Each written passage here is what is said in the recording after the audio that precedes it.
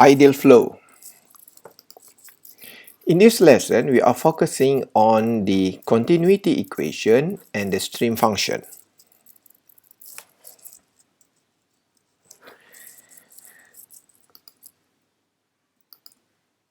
First, we are focusing on the continuity flow in Cartesian coordinate. Let's say we have a particle or control volume like this. So mass flow rate into the element of x and y direction is shown in this figure. So to analyze the continuity flow here, we imagine that we have one inlet in x direction and we have one outlet in x direction. At the same time, we will have one inlet for y direction and one outlet for x direction, like this. The net flux of mass entering the element equal to the rate of change of the mass of the element, and this can be simplified as this one. We could write as m dot as mass flow rate at inlet minus m dot mass flow rate at outlet is equal to d dt of the mass in the element in the control volume. So means the changes of mass in terms of time in the control volume. We could calculate the value of m dot here, mass flow rate, by using this equation, rho, A, and V, which is rho here is the density of the fluid, A is the cross-section of the inlet or outlet, and V is the velocity of the fluid. And mass here can be calculated by using this equation, rho times volume. And the volume is referred to the volume of fluid. What we need to do is, based on this diagram, we need to fulfill this equation. For example, we start with m dot for inlet. Mass for inlet is, we start from here, for example. We have inlet in x direction. It can be calculated as rho u dy dz. To calculate the m dot or mass flow rate, we use this equation, rho AV. So we have rho here. We have A is dy dz, means we multiply the height of dy here and we multiply the width, which is dz. And we have v, the velocity here, because it is moving in x direction, so we take the velocity at this point is small u. So rho u dy dz is the mass flow rate for the inlet. And mass flow rate for inlet for y direction here can be written as rho v dx dz, as shown here. Rho is the density, dx dz is the cross-sectional for this area. We have dx here and times with dz to get the cross-sectional area, A, and the velocity at this inlet is component velocity of y, which is small v. So this is the mass flow rate for inlet for x direction. This is the mass flow rate for inlet for y direction. Then we substitute the value of mass flow rate at the outlet. So this is the mass flow rate at the outlet for x direction. We could write as rho u plus del rho u over del x dx dy dz. So here, dy dz here is the cross-sectional area. So because our element here is a square or a symmetrical control volume, so the cross-section area is same with this one, dy dz. However, for rho and velocity here, for the first, we are advised to write this term in terms of partial derivation. So we learned about partial derivation for this one in previous lesson. So we could write as rho u plus del rho u over dx here as the outlet, the mass flow rate at outlet for x direction, and for mass flow rate at outlet for y direction can be written as this one. So we write as rho v plus del rho v over del y dy dx dz. And then we write the mathematical equation for del dt mass for the element. We know that mass can be calculated by multiplying rho and the volume. So we have rho here, and the volume of this control volume is dx, dy, and dz. So we write as del over del t, rho, dx, dy, and dz.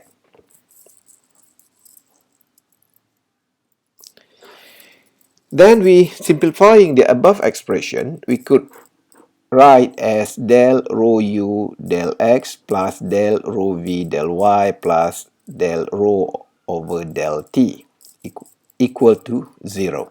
And if we calculating in three-dimensional, we could add the value of z direction, and the terms here will become like this: del rho u del x plus del rho v del y plus del rho w del z plus del rho del t equal to 0. And then if we expand this term, we could write like this.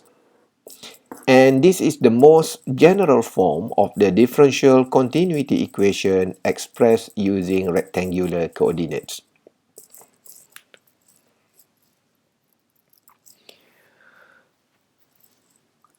For the case of incompressible flow, a flow in which density of a fluid particle does not change as it travels along, the continuity equation can be written as follows.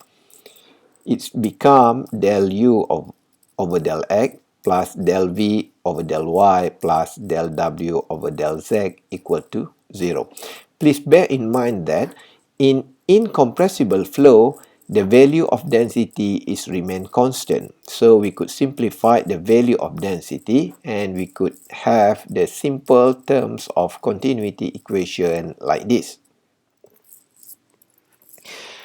Assume that we are only discussing two-dimensional coordinate and there is no changes in density, which is incompressible flow. We might express the continuity equation as follows.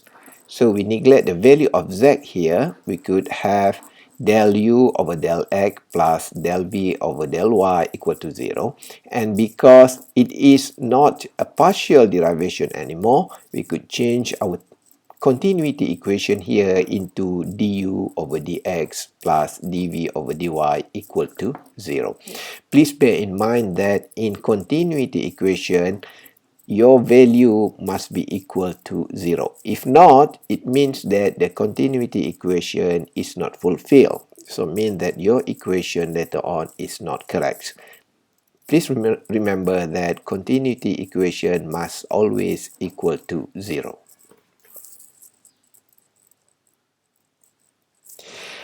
And this is the continuity flow in polar coordinates. So again, the detail for this one is already taught in a previous lesson. So this is the representative element for polar coordinates. So we have this one.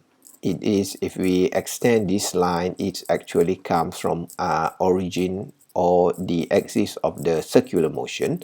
So the angle here can be denoted as d theta, and then the length here is dr, because this is the r axis, and we could calculate the length of this one is by equation of r d theta. And for this curve, for this length, we could calculate as r plus dr, because we have r here until this point, and we need to add dr to express the total value of radius at this point, so we write r plus dr times d theta. So the angle here is not changed. Please do not make mistake about the angle here.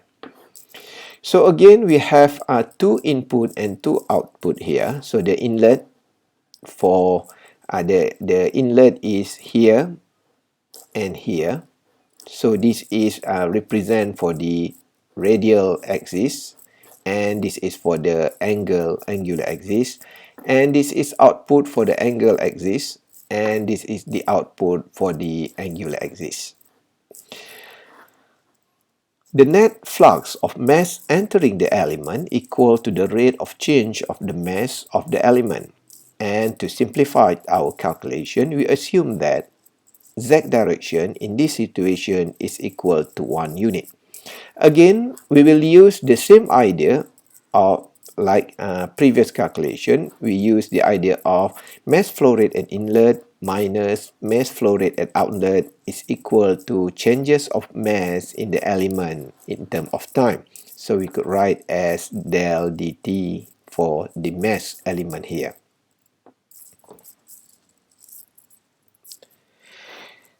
So to simplify this calculation, I calculate it separately. So first we calculate the mass flow rate for inlet. So we have here Ru Rd theta. Again, we could calculate the mass flow rate by using the idea of rho A and V. So Rd theta is the distance of this curve, and we multiply with 1, so we get the cross-sectional area. And U here is the component velocity for the radial, and rho is the density. And another inlet is here, rho v dr. So again, dr is the distance of this one. We multiply with 1, the z-axis, so we still get dr, and v is the velocity component for the angular direction here. So we have rho v dr. And the outlet here, so this is the outlet for the radial axis, and this is the outlet of the angular axis, and the detail for this one is already given in previous lesson in chapter 1, the differential method, the differential form of the fundamental laws. So we use the differential method here. So we have the mass flow rate at outlet is rho u plus del rho u d over dr dr, r plus dr d theta plus, and this is the mass flow rate for the angular direction, rho v plus del rho v over del theta d theta dr. So dr here is the cross-sectional area, because dr is the length of this one, and the width is equal to 1. So, and r plus dr d theta is the length of this one, and we multiply with 1 because the z value is equal to 1. Then we calculate the del t for the mass for this element.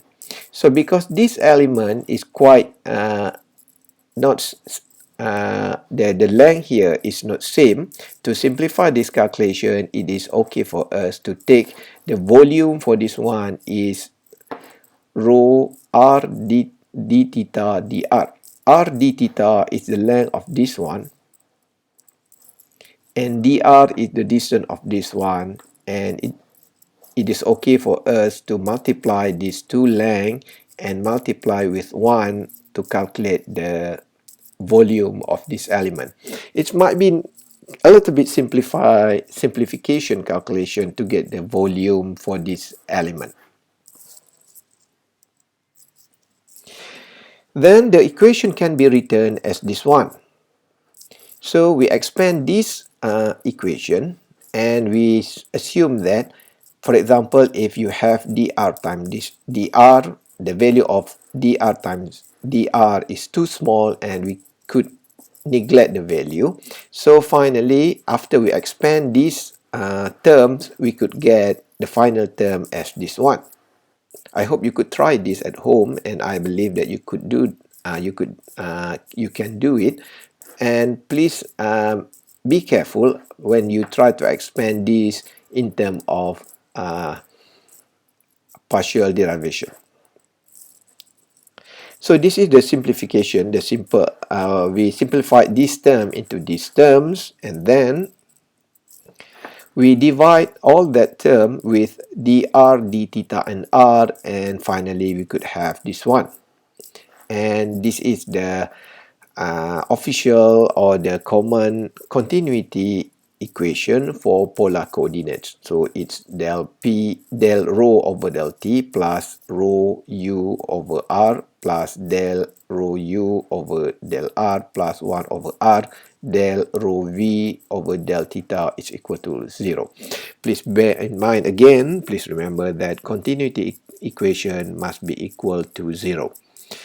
And for these topics, we are focusing for incompressible flow, means that the value of density is constant. So this equation can be simplified as u over r plus del u over del r plus 1 over r del v over del theta equal to 0. Then, because the term del can be changed into the normal differential, so officially in this topic we will use the continuity equation for incompressible flow in polar coordinate can be written as this one: ur over r plus dur over dr plus 1 over r du theta over d theta equal to 0. So here I change the value for u and v into ur and u theta. So normally, if you could see this slide, u will be changed into ur, means the velocity at r direction, and v here is changed into u theta, means velocity at angular direction.